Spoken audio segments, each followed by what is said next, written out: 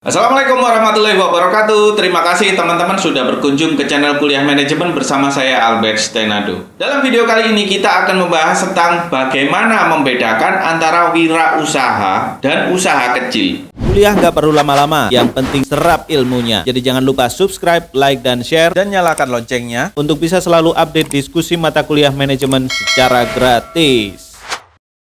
Teman-teman pasti sudah sering mendengar kata wirausaha dalam kehidupan sehari-hari. Sebenarnya makna dari kata wirausaha itu apa sih? Wirausaha pada dasarnya terdiri dari dua kata, yaitu wira dan usaha. Jika dilihat secara etimologis, wira memiliki arti berani, utama, atau perkasa. Sedangkan usaha memiliki makna sesuatu yang dilakukan untuk mencapai tujuan. Dengan melihat arti etimologis itu tadi, bisa diambil pengertian wirausaha adalah segala sesuatu usaha yang dilakukan seseorang dengan keberanian untuk mencapai tujuannya, serta mampu membawa perubahan bagi kehidupan individu maupun masyarakat. Definisi wirausaha menurut bahasa yaitu kewirausahaan atau entrepreneurship adalah kemampuan dan keinginan seseorang untuk beresiko menginvestasikan dan mempertaruhkan uang, waktu, dan usaha untuk memulai suatu perusahaan dan untuk berhasil. Keuntungan berwirausaha adalah yang pertama bisa mengatur tingkat keuntungan yang diharapkan, melatih ketajaman intuisi bisnis, meningkatkan sifat tanggung jawab terhadap dirinya sendiri, dan memiliki wewenang untuk memerintah dan mengelola karyawannya. Kerugiannya adalah tanggung jawab yang besar terhadap kelangsungan usaha, perlunya menjaga relasi yang baik terhadap pihak-pihak terkait dalam rangka mempertahankan kelangsungan hidup perusahaan, waktu kerja yang banyak, dan ini sangat memerlukan dukungan moral dari keluarga teman-teman. Pengertian perusahaan kecil menurut Undang-Undang Nomor 20 Tahun 2008 tentang usaha kecil menengah atau UKM adalah perusahaan atau sebuah usaha ekonomi produktif yang berskala kecil atau mikro yang didirikan oleh perorangan dan bukan merupakan anak perusahaan maupun cabang perusahaan lain. Kriteria usaha kecil menurut Undang-Undang Republik Indonesia adalah sebagai berikut. Yang pertama adalah memiliki kekayaan bersih lebih dari 50 juta sampai paling banyak 500 juta, tidak termasuk tanah dan bangunan tempat usaha. Atau yang kedua, memiliki hasil penjualan tahunan lebih dari 300 juta sampai dengan paling banyak 2,5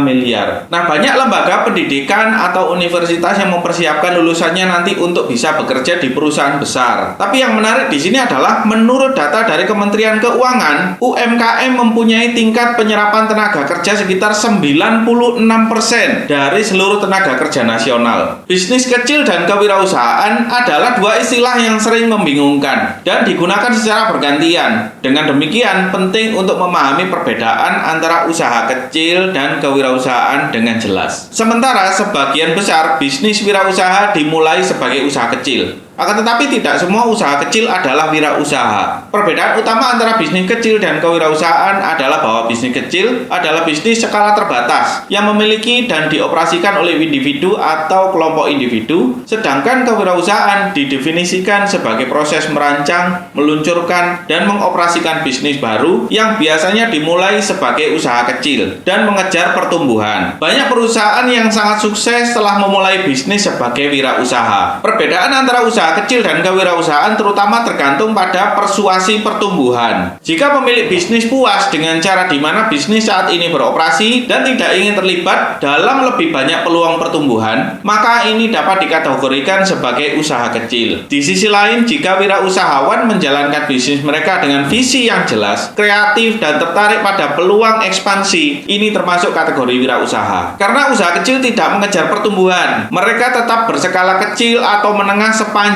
umur mereka. Namun ini bukan berarti bahwa mereka tidak berhasil. Beberapa bisnis kecil juga banyak yang sukses dalam hal finansial. Money.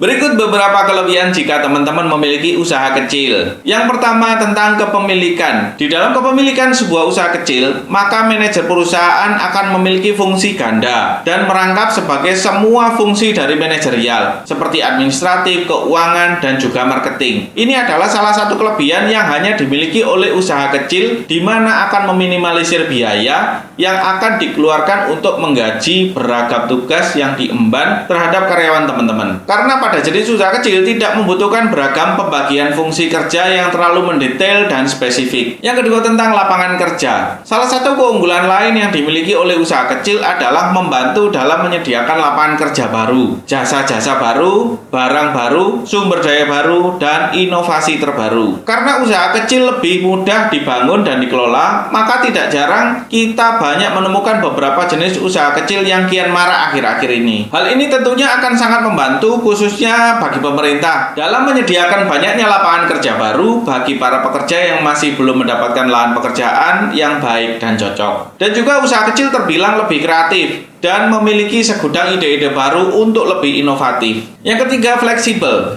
Usaha kecil bersifat fleksibel dan relatif lebih mudah menyesuaikan diri dengan perubahan lingkungan karena tidak ada prosedur atau koordinasi yang terlalu panjang. Bebas. Usaha kecil memiliki kebebasan yang kadang tidak dimiliki oleh usaha besar, di mana teman-teman sebagai pengelola usaha kecil bisa dengan lebih leluasa dalam menentukan harga atas produksi jasa maupun barang yang teman-teman miliki. Karena teman-temanlah pemegang dari segala sumber aset kekayaan dan hasil produksinya. Jadi bisa ditentukan dengan mudah oleh teman-teman sendiri. Kesederhanaan prosedur hukum. Usaha kecil hanya membutuhkan prosedur hukum sederhana untuk mendirikannya. Teman-teman tidak memerlukan sebuah bentuk hukum yang kompleks hanya demi mendirikan sebuah badan hukum, berbeda dengan sebuah usaha besar yang harus memiliki landasan hukum serta pernyataan resmi dari notaris agar boleh berdiri dan mampu berjalan sendiri. Tentang pajak, bicara masalah mendirikan sebuah usaha tentunya tidak akan jauh dari topik pembahasan pajak, di mana sebuah usaha yang berdiri akan membayar sejumlah pajak, dan ini akan berlaku lebih ringan bagi usaha kecil karena yang dibebankan untuk membayar pajak adalah pemilik pribadi, bukan usaha yang dimilikinya. Status. Seperti halnya ketika teman-teman mempelajari cara membuka usaha dengan modal kecil, maka teman-teman akan mengetahui bahwa status dari usaha kecil bisa didapatkan dengan mudah dibandingkan dengan usaha besar. Nah, ini juga merupakan salah satu kelebihan di mana teman-teman sebagai pemilik dari usaha kecil ini bisa sewaktu-waktu membubarkan usaha kapan saja sesuai dengan kehendak teman-teman sendiri. Berikut kelemahan dari usaha kecil. Pembagian kerja. Jumlah karyawan yang terbatas kadangkala harus berusaha lebih keras dan bekerja melebihi batas jam kerja karena tidak adanya pembagian pekerjaan yang tersusun secara spesifik. Perencanaan kas. Adanya kelonggaran dalam perencanaan kas akan menyebabkan kebutuhan dari modal kerja akan semakin kabur, dan ini biasanya disebabkan oleh perencanaan kas yang kurang baik. Pemasaran produk terkadang masih lemah di sisi pemasaran karena masih lebih banyak fokus pada sisi produksinya. Keterbatasan modal. Sumber utama modal dari usaha kecil ini hanya bergantung pada sang pemilik atau pengusaha sendiri. Itu tadi gambaran perbedaan antara wirausaha dan usaha atau bisnis kecil. Teman-teman lebih suka yang mana? Silahkan tulis di kolom komentar. Semoga bermanfaat. Assalamualaikum warahmatullahi wabarakatuh.